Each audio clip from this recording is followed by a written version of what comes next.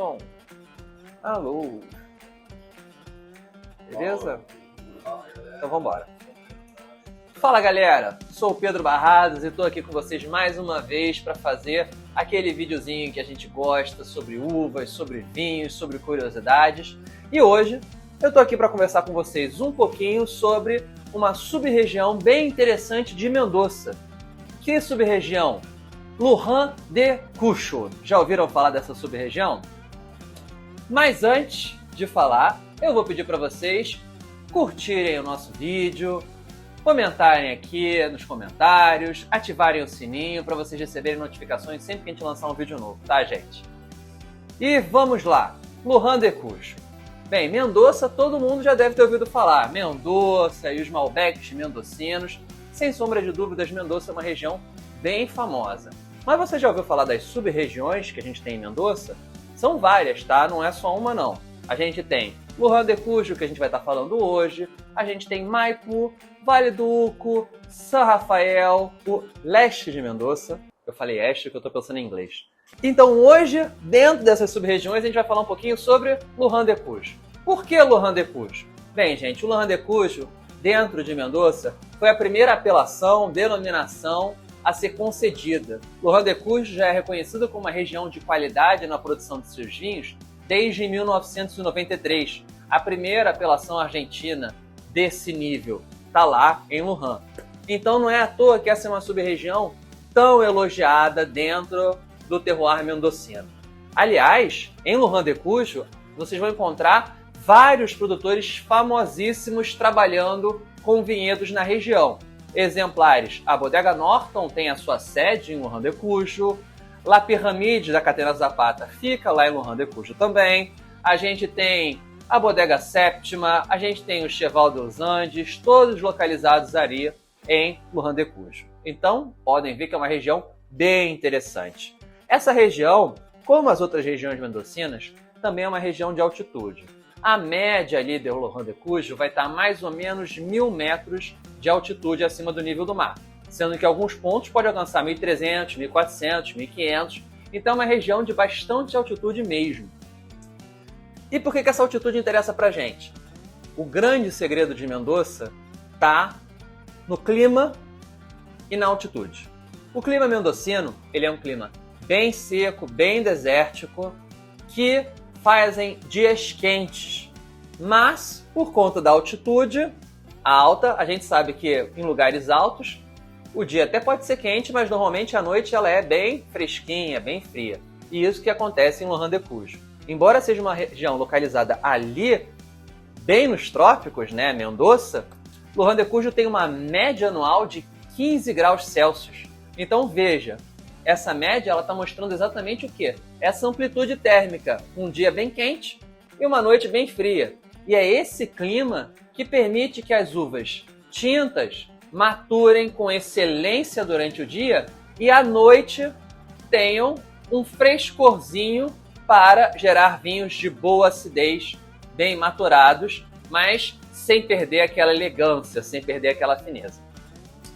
Lujan de Cuyo é uma região que também tem um caráter de solo bem interessante, com solos aluviais. Então a gente encontra ali um solo com uma boa drenagem que gera vinhos também de potência.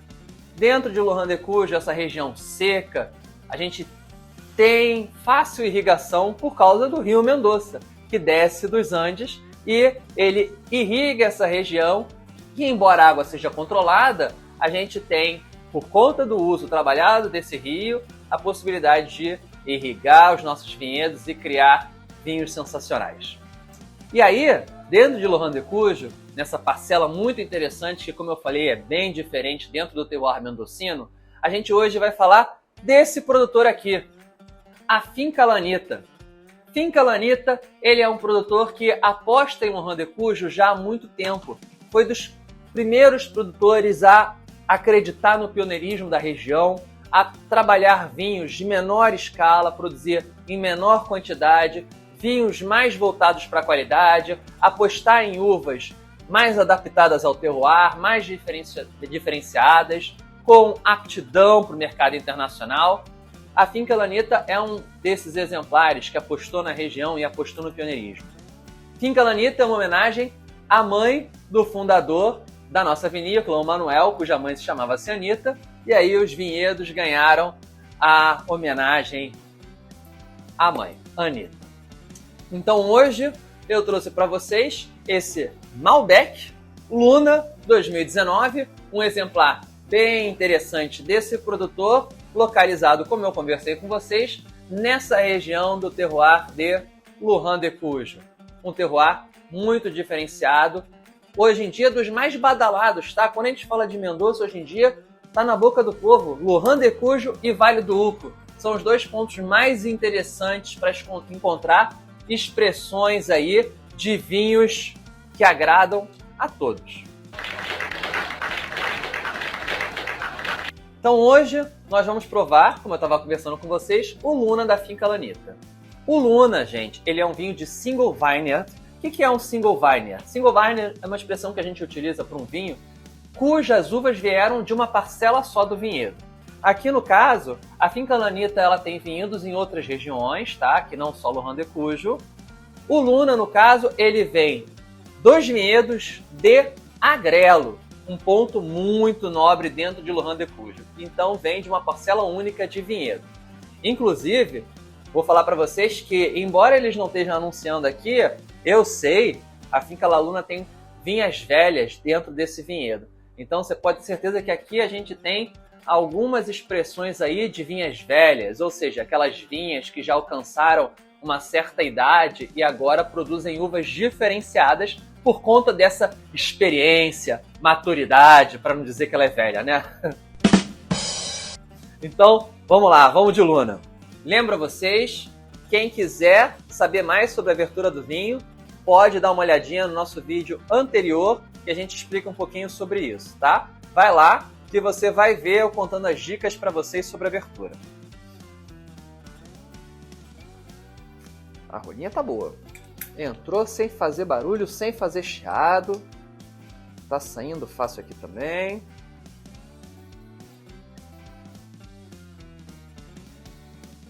Rolinha bonitinha, simpática. Vamos lá? Vamos de Luna. Ele agachou, eu fui.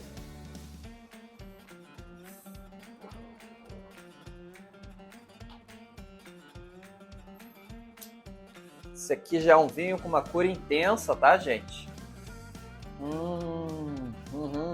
Ele tem algum extrato. Aqui, mais nas laterais, que eu consigo ver através dele. No meio, ele tem aquela cor bem intensa que a gente espera de um Malbec. Esse é um Malbecão aqui que já está para o Rubi também. Ele já tem alguma evolução. 2019, 3 aninhos. Ele está com uma cor bonita, está com bastante brilho. Está um Rubi com reflexos rubis. Muito me agrada essa cor. Vamos ver como é que ele está no aroma. Olha, esse vinhozinho tem uma complexidade aromática boa. Ele tem 9 meses de passagem em madeira, tá? Mas essa é uma madeira que você vê que ela foi trabalhada com muito cuidado, porque ela não está atropelando o vinho. Você encontra muito aroma frutado aqui, frutas vermelhas, frutas negras, mas principalmente frutas vermelhas. Tem uma amora, tem uma ameixazinha, tem um pouquinho de framboesa também, uma cerejazinha bem aparente também. Ele tem um quê aromático de umas ervas secas também, um pouquinho. De repente é uma porção de repente alguma outra uvinha que está misturada aqui. A Argentina às vezes faz isso, declara 100% Malbec, mas tem uma porcentagem pequena de outra coisa. Eu não ficaria surpreso, eu sei que esse vinhedo tem bastante uva, nesse vinhedo tem Malbec, tem Cabernet Franc, tem Petit Verdot, então de repente a gente está se deparando com uma parcelinha dessas outras uvas aqui presente nesse vinho, porque tem esse lado característico, tem um especiado, tem um pouquinho de cravo, frutas maduras, tá? Frutas bem maduras, tem um chocolatinho, uma baunilhinha. Olha, ele tá ganhando bastante complexidade na taça, enquanto eu tô falando aqui com vocês e sentindo o aroma, ele vai trazendo mais facetas para mim. É um vinho que merece respirar na taça, inclusive. Não vai com muita pressa nesse vinho, não, que você vai perder algumas nuances de aromático que ele tem. Vamos provar?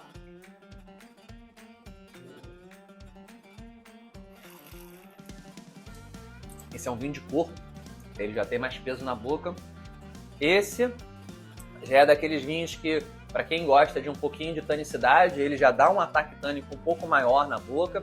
Você sente ele na gengiva, você sente ele na língua. Mas calma, calma, não é aquele tanino que agarra, que amarra, que resseca, não. Não, muito pelo contrário. É um taninozinho que é sensível. A gente está falando de um Malbec, de estrutura, uma coloração impactante, com um trabalho bom de madeira.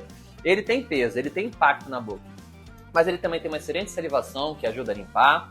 Ele é aquele tinto que pede comida, tá? É isso que eu tô querendo dizer. Ele pede alimento, ele é gastronômico.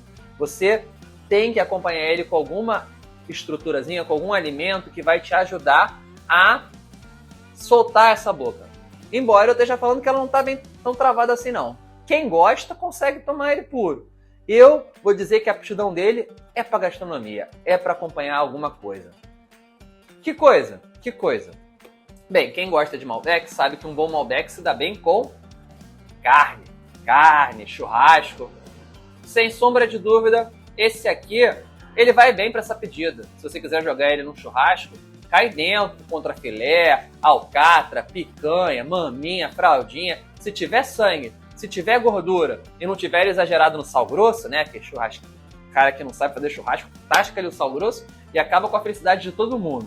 Se não tiver exagerado no sal grosso, você pode ter certeza que isso aqui vai cair bem com a carne que for.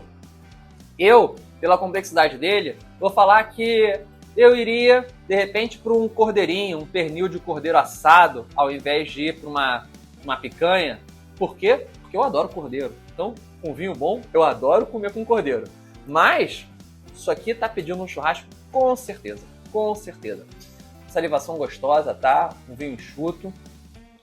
Por mais que eu tenha comentado, chamado a atenção pro fato de ele agarrar um pouquinho na boca, a qualidade do tanino tá ótima, tá, gente? Então tem aquele vinho que agarra na boca, você passa a língua e parece que tem uma lixa que tá preso. Não é o caso. Ele agarra na boca, você passa a língua, você sente que a textura mudou, mas é uma textura gostosa, ela é lisa. Não é aquela coisa que trava, que amarra, que resseca, aquela seca. Não, não é. Glória a Deus. Glória a Deus. Não tá muito doce. Às vezes os Malbecs perdem a mão no dulçor, não é o caso aqui, ele tem o dulçor na medida correta e aquela acidez gostosa que te dá vontade de beber mais. Eu consigo perceber aquelas parcelas que eu falei de vinha velha que eu tinha conversado com vocês. A vinha velha tende a dar uma profundidade aromática, uma complexidade gustativa e esse vinho ele está bem concentrado, os aromas dele estão bem presentes, estão bem impactantes. O gustativo também. Então, essa parcelinha que eu tinha comentado de vinha velha, eu estou conseguindo perceber essas nuances aqui dela aparecendo no vinho. Bem interessante. Um vinho bem legal, bem estruturado, caprichado para acompanhar a comida. Não é à toa que eu estou elogiando tanto esse vinho não, tá, gente? Não sou só eu que elogia. James Suckling também deu 91 pontos para esse vinho. James Suckling é um grande expert de vinhos internacionais. É um cara que eu particularmente gosto muito do trabalho. Aliás, gosto muito. É um cara que normalmente eu gosto dos vinhos que ele pontua bem. Então esses 91 aqui não são pouca coisa não. Ele é um excelente crítico e para ele dar essa pontuação quer dizer que o vinho tem muito o que dizer. Convido vocês a verem o que essa pontuação está significando provando esse vinho que, olha, tá muito bom. Então, meus amigos, essa foi a dica de hoje, tá? Quis falar um pouquinho sobre essa região, apresentar para vocês esses vinhos. Convido vocês a provarem esse e outros rótulos lá no nosso site. É só você olhar aqui embaixo que você vai ver na descrição tanto o vinho quanto outras ofertas que a gente tem na Fine Wines. Convido vocês a visitarem. Lembra vocês, tá?